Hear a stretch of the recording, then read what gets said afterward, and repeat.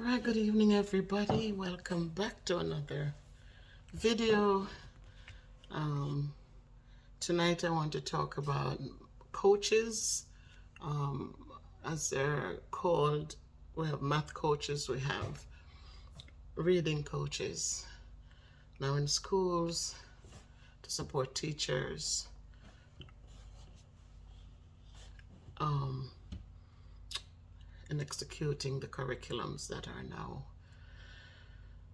um, a big thing now. So if you haven't subscribed to the channel as yet, please do so. And once you watch the video, watch to the end, and then please leave a comment and give me a thumbs up. So I hope everyone had a great Thanksgiving. As I always say, Thanksgiving is not just the one commercialized day where people are checking up to see how much millions they made, but Thanksgiving should be every single day that we're getting up and we're giving thanks for what we have and the abilities to use what we have in a productive and positive way. So Thanksgiving should not be just a turkey and the trimmings. And if we know the story behind Thanksgiving, then we would really understand that we jump on board and we're enjoying, we're laughing, or we're having family. But we must know the reasons why we're doing that. Bringing my family together is it's a way, it's how we're not into the turkeys and all of that stuff. We are more, getting the grandkids are here, the kids are here. We come together as a family where we could play games and we talked and we had good conversations where we ate our cultural foods. But just going all out for the cranberry sauce and the turkey and the stuffings and no, we have not done that. And again, we need to know the reason why. So we had a holiday, everybody worked, so yesterday being a holiday, yes, it was a great that time for us to come together. But as we do more research and we're looking at how this all started, it was a good, rich conversation yesterday. How it started on Thursday, actually, not yesterday. Getting confused. Today's Saturday. So on Thursday, we did come together and we had a good, rich conversation about what Thanksgiving means. So I won't be posting any more Happy Thanksgiving, people. I'm just saying to you, every single day, just get up and be thankful. So as I said, today I want to talk about coaches. And what I did, today has been quiet for me. Very quiet day, very just me day. just me day today. So as I was getting some things together, looking at data for my students, gathering some information for stuff. I had some paperwork to get done for my personal self, a lot of paperwork. This morning I didn't get up from my desk until 4:30 a.m. And my sister, well, she doesn't know, but she called me from New York at, I think, 7:30, and I was like, give me the phone. But I know she wasn't well, and she still isn't well. We pray for her that she's getting better. Her voice is coming back. But we just lift each other up as we go from day to day. So one of the things that was keeping me up for some time, like last week and the week before, was the coach, especially my math coach, and what is it that they bring to the table? So I actually went in and did a little research today, and I'll give credit to DMPMC. They wrote an article about mathematics coaching practices.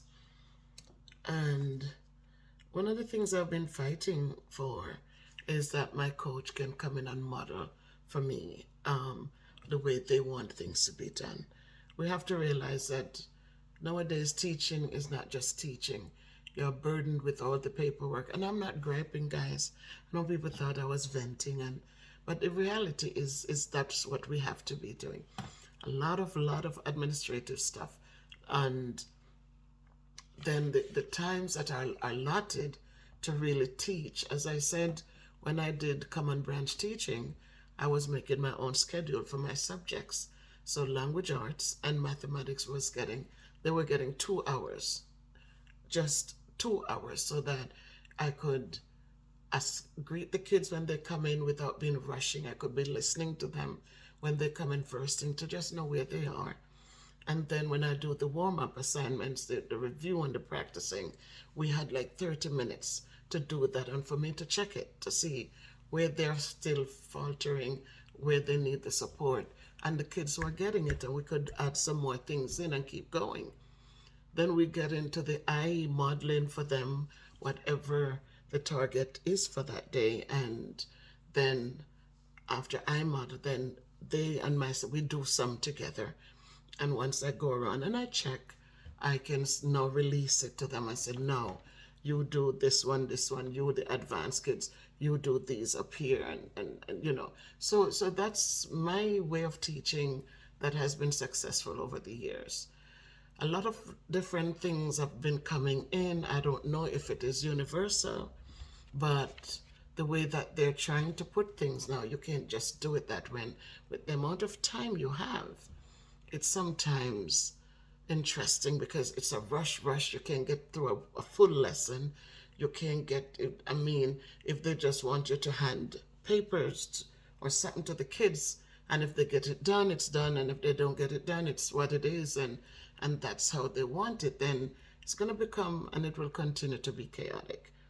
Because math and reading, they are the key pieces of a child being successful. If they can read, they can do science, and they'll be able to do social studies. If they can read, they'll be able to understand more the math that needs to be understood. And so that's my battle. It's not a personal thing, like it's just from observation what I'm seeing and why it's bothering me. So I'm going to one of the things that, as I said last week, that in coaching, success in coach as a coach, whether it's language arts or math, is co-teaching.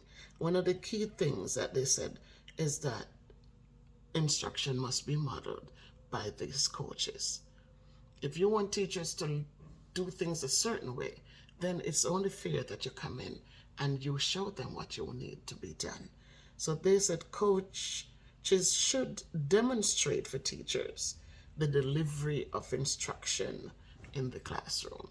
If what we're doing is wrong and the style of teaching that you want to implement is what it is, because we see over the years that everybody comes and they come with their own thing, and then after maybe 2 years, then these people are gone and somebody else comes in with their way of doing things. And so at all times the teachers are the ones who are overlooked because it just seemed like we're not qualified anymore to do the work. So each time these people come in, it's their way of doing things, and then they move on and another group comes in, and so we have all these directors of directors, and they come in and they come with their own style and they come in with their way of doing things, and so they push it again on the teachers, and we again have to change and adapt to their way of doing things. So those are the things that bother. I know a lot of people don't think of it. They just go with the flow and they get frustrated sometimes, but they don't ask the questions. They don't speak up. They don't say anything. They just make it seem like it is okay. But while they're dying under the pressure, because every time you see it over and over again. I'll tell you, for language arts or reading coaches, I was these are things I'm just looking at them as we go down. The coding and word meaning.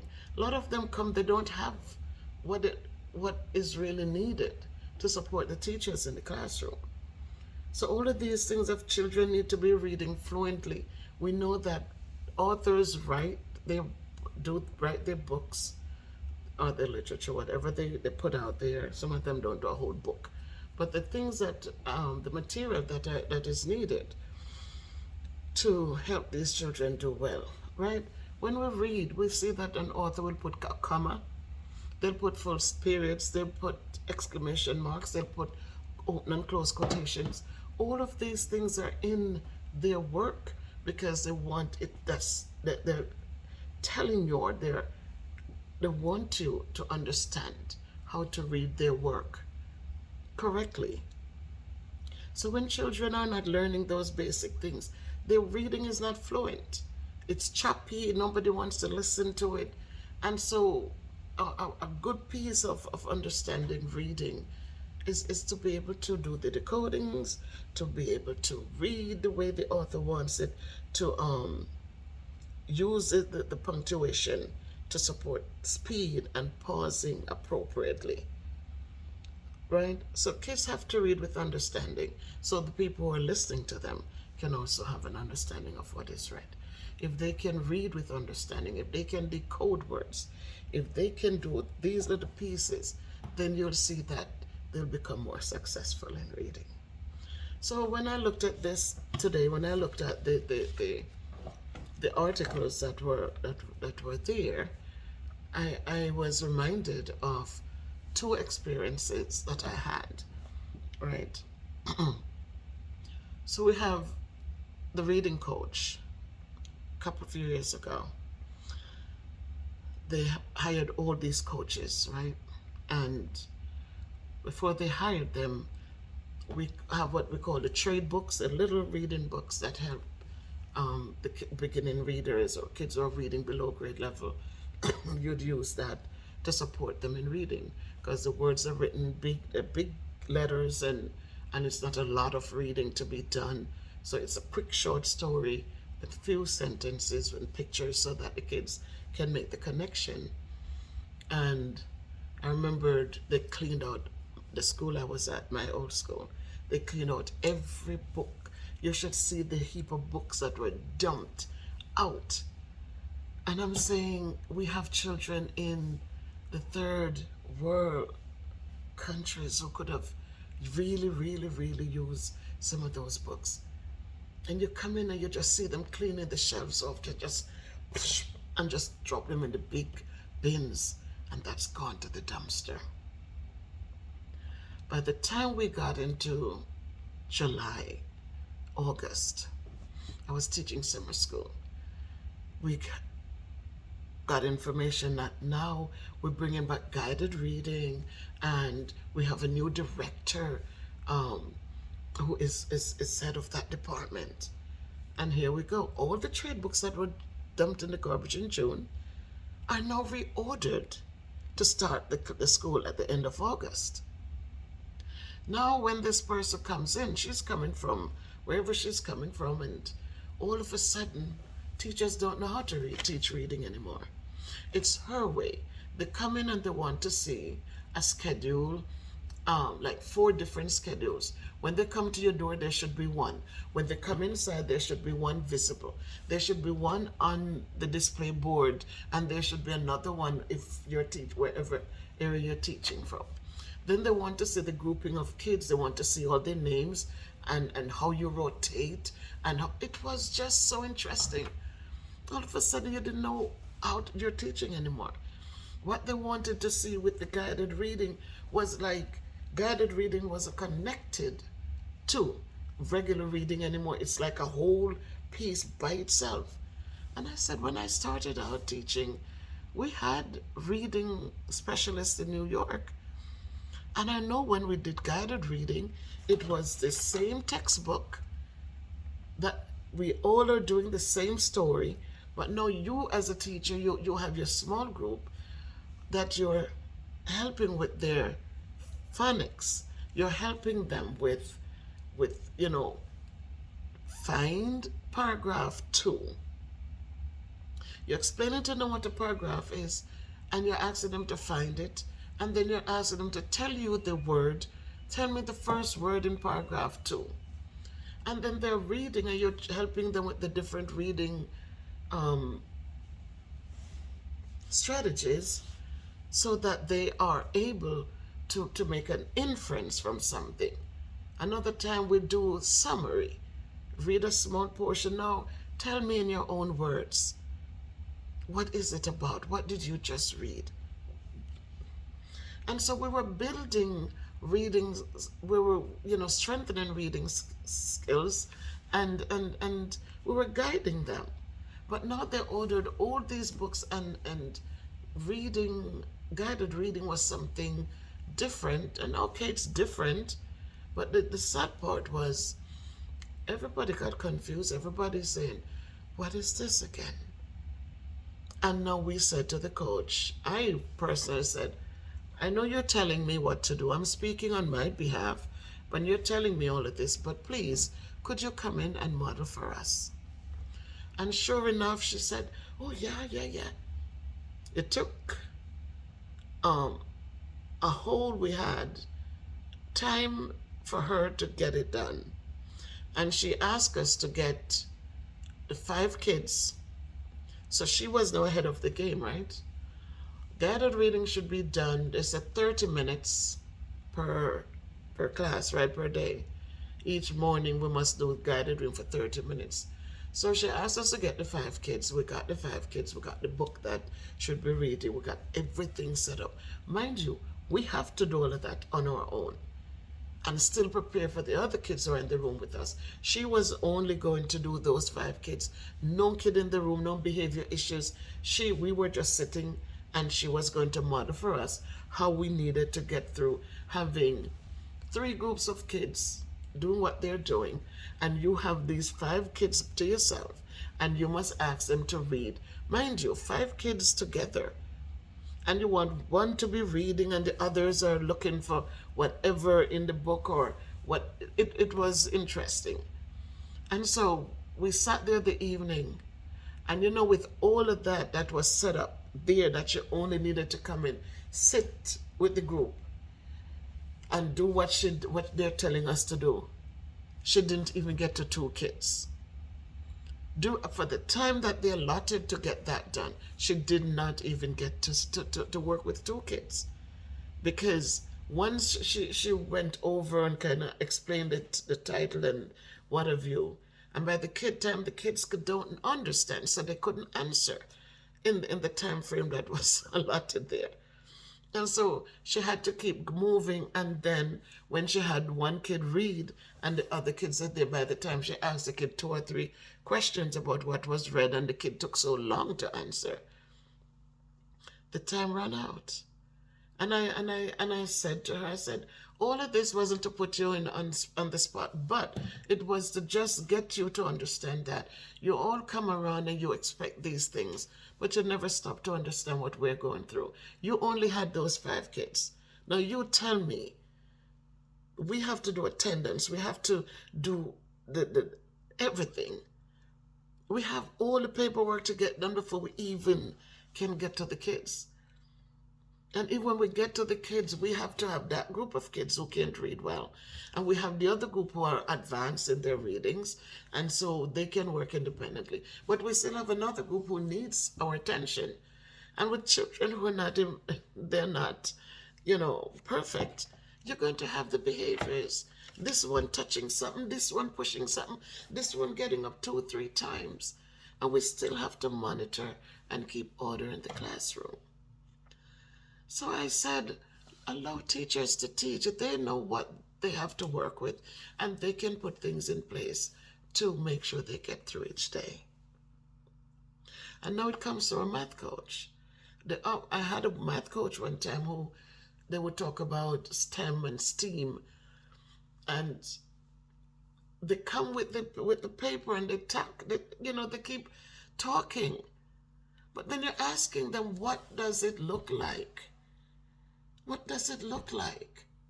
I know that in STEAM or STEM, it is science, technology, engineering, math, and then they had STEAM, which was engineering, art, and math. But I said, tell me what it looks like, because the way they're telling it, they're saying it like each piece must be maybe right there in your face. Then when I'm asking them, I said, come in my room and tell me what I need to fix. My son was like, you already do it. Because I said, for people with experience, it's a natural thing for you to teach a certain way. So you're bringing in a lot of things that they're now just trying to put in a basket by itself, like they want to see this by itself. But a teacher who is experienced knows that if you're going in to teach any subject, you're going to target vocabulary. It's a must. You have to look at data in order to in order to you have to look at data in order for you to see what you're working with, and how you're going to work with the different levels of these children. So that's a given. But now they're coming with all these timed pieces of things, and all these other things. My new coach, I mean, I know it seems like I'm pushing at him or I'm venting, but it's not. It's just that I want them. Now it's more because they open up and says choice schools. That means children who could have gone to a school where there were bilingual teachers, or um, kids who were more with the language and could help them, are now on the north end with the kids who were English speaking teachers. So when you put all of this mix, so we have 20 multilingual kids in our sixth grade, 20 of them. And we have two multilingual teachers who, one of them is a 0.5, so she's only there a couple of days a week. The other person, she's servicing sixth grade, seventh grade, and eighth grade. She's servicing the entire school. So there's no, like, there's no co-teaching with another language, with another person who could help you with the kids who need that support. There's no one there for that. And as I said before, our kids who with IEPs, they don't have enough support either. So you as one body is standing there, and I'm not venting, I'm just telling what is real. And these are the reasons it's my opinion that's why so many teachers have fled the classrooms, because of lack of support. So when you look at all these components, and you see that you're coming now with a new thing, and you're pushing your ideas now on us again, like everything that I've learned for 27 years is now null and void, because I'm not allowed to do things the way I'm used to doing it, whether it was successful or not. I must now conform to something new again, which in 2 years is going to be changed again.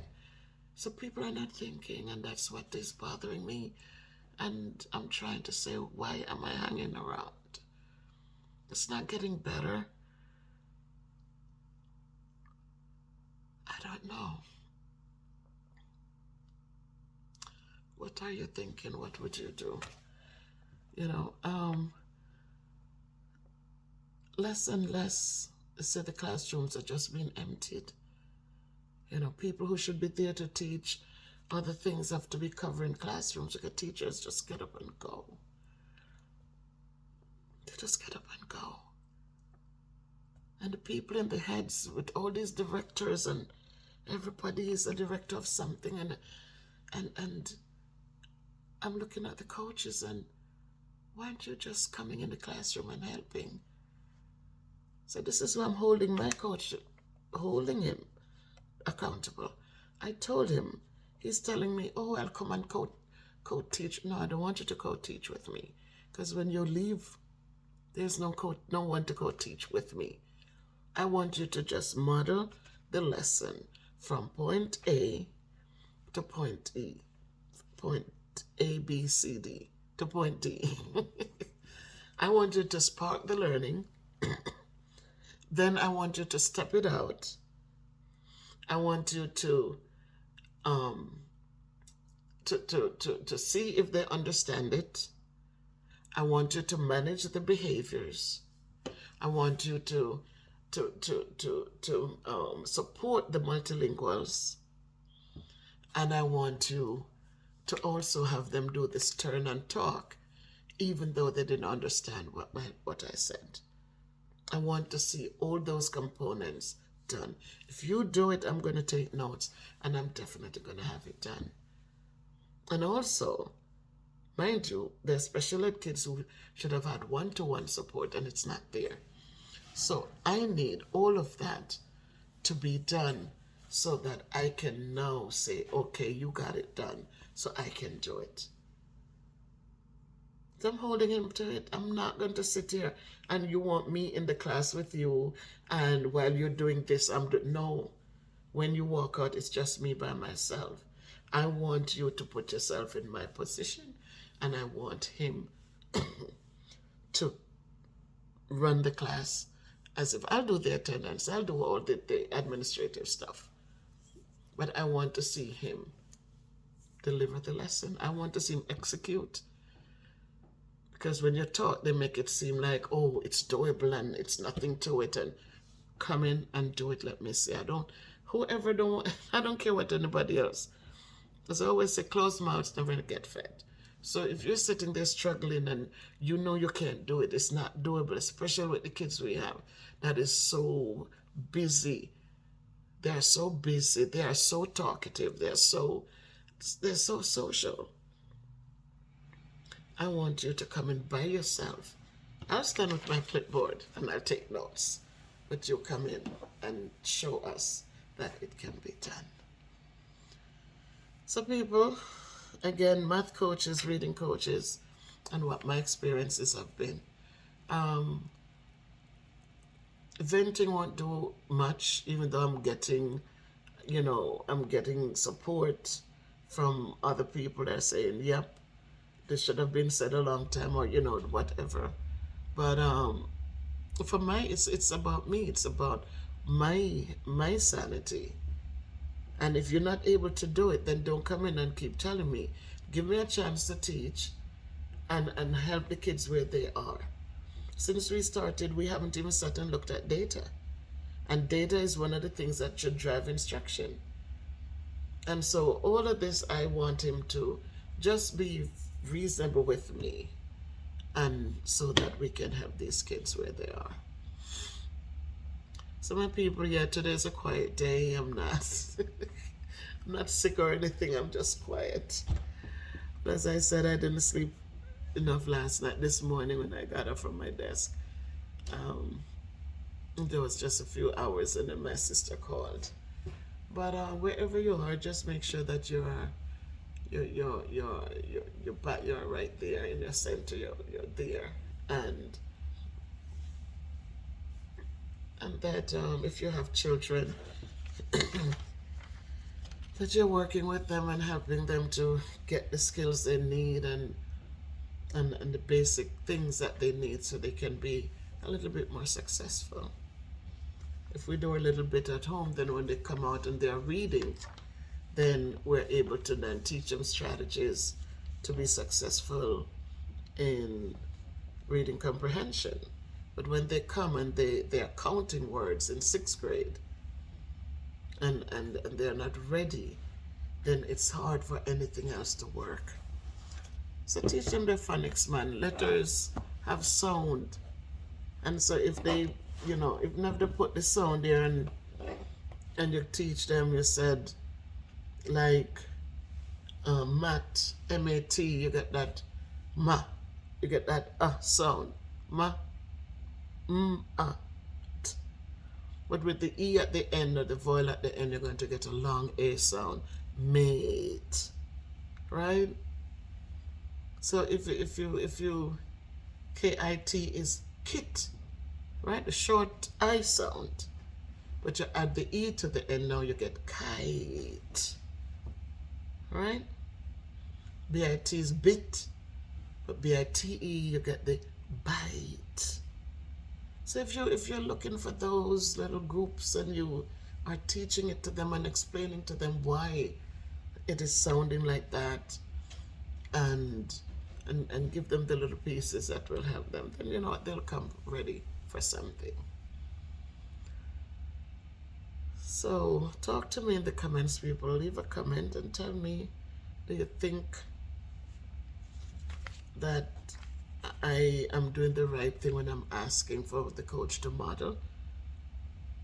Or should I just leave it alone and struggle the way that that they're expecting us to struggle, and shortchange the children? Because I want my opinion is that I'm kind of thinking if their way does work, I don't want to shortchange any child.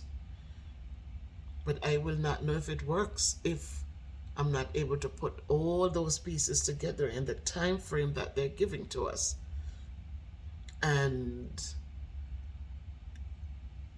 the amount of things to get done. That's my struggle. So if you can't be good, be careful. People, walk good, live good, do good. Remember, education is important. Everybody won't aspire to become mathletes, but they need the basic understanding of math. If they're going to become auto mechanics or carpenters or bakers or seamstress, they need the basic understanding of math.